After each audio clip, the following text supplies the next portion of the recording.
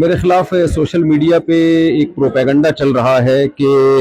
میں نے یہ کہا ہے کہ قرآن میں معاذ اللہ نقل کفر گرامر کی غلطیاں ہیں، کہ اگر کسی کو یہ میرے لفظ سے یہ لگا ہے کہ میں نے سید الانبیاء صلی اللہ علیہ وسلم کی توہین کی ہے تو میں اس سے بھی معذرت چاہتا ہوں. لیکن چونکہ گورنمنٹ نے ایک لا بنایا ہے کہ ایسا نہ ہو کہ لوگ پیغمبروں کی گستاخیاں کرتے رہیں اور بعد میں جب پکڑے جائیں تو کہتے ہیں ہم نے توبہ کر لی. میرے بارے میں یہ دعویٰ کیا گیا کہ میں نے ایسے الفاظ کہیں جس سے نبی صلی اللہ علیہ وسلم کی بے ادبی